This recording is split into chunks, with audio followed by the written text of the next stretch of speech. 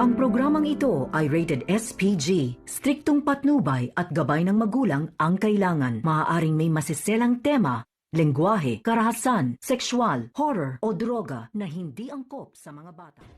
Ito ang ating kwento sa Apoy sa Dugo. Matinding pag-iinom nga ang ginagawa ni Marco sa ngayon. Kaliwat kanan nakukulangan sa alak. Kaya agad itong pinuntahan ni Sylvia, nakita niya ang kanyang anak na tila sisirain nitong si Marco ang kanyang buhay. Kinausap niya ito na dapat kalimutan na lamang ni Marco. Ayon kay Sylvia, si Vanessa, tadhana na nga daw umano ang nagbigay ng malaking problema kay Vanessa dahil sa ngayon ay nasa mental hospital.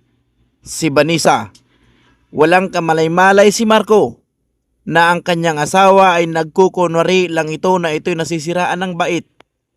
Habang ito si Sylvia ay porsigido na talaga na hiwalayan si Vanessa sapagkat may balak itong si Sylvia talaga. Nagkasundo kasi itong si Sylvia at Angel na sirain ang buhay ni Vanessa. Ginawa din ni Vanessa ang diskarte na siya ay nagpapanggap para magkaroon ng hustisya tungkol sa pagkawala ng kanyang anak at tungkol na rin sa ginawa ni Sylvia at Angel dito kay Vanessa na ito'y nakulong na wala namang kasalanan. Naniniwala si Marco dito sa kanyang nanay sapagkat nanay niya nga raw ito. Nagulat si Marco habang siya ay umiinom. Dumating ngayon ang mga kaibigan nitong si Marco at Vanessa dahil mayroon ngang natutuklasan ang isang guy dito kay Vanessa. Noong nagbigay ng papel si Vanessa na kailangan ng tulong. Kaya agad niyang hinanap si Marco. Habang ang isang kaibigan ni Vanessa yung mataba ay hindi ito nagpunta kay Marco. Ang unang pumunta ay yung isang lalaki, yung talagang close friend nitong si Vanessa at Marco. Pinarating ngayon ng kaibigan nila na yun ang nakasulat kailangan ng tulong. Nanlalaki ang mata ni Marco. Bakit nga daw ito nagawa ng kanyang asawa? Habang si Vanessa at ang kanyang kaibigan na mataba ay dito sila ay nagkwentuhan. At dito inamin mismo ni Vanessa na siya ay nagkukunwari. Wala nga daw umanong diferensya ang kanyang utak. Kaya naman napapasabi itong si Taba na talaga bis, hindi ka ba talaga nasisiraan? Dito inamin ni Vanessa na ito'y kunwari at nagpapanggap lamang para makamit niya ang hustisya.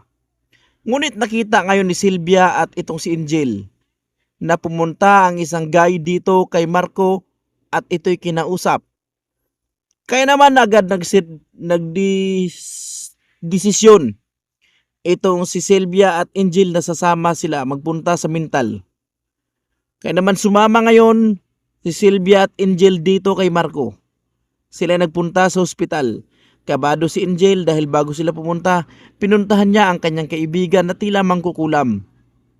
Dito nakita ngayon nitong si Vanessa, si Angel at Sylvia. Itong si Marco ay matutunghayan niya lahat na ang may pakana rito tungkol sa lahat ng mga nangyayari sa buhay ni Vanessa ay walang iba kundi si Angel at ang kanyang ina mismo na si Sylvia. Sa galit nitong si Marco, dinuro-duro niya ang kanyang nanay na si Sylvia. Sabay sabi na nanay pa naman kita, pero talagang winalang hiya mo ang pamilya ko. Bakit mo gustong sirain ang buhay ng pamilya ko, nay? Habang si Mikay ay umiiyak sa ngayon dahil palaging nagpaparamdam ang kanyang kapatid sa kanya.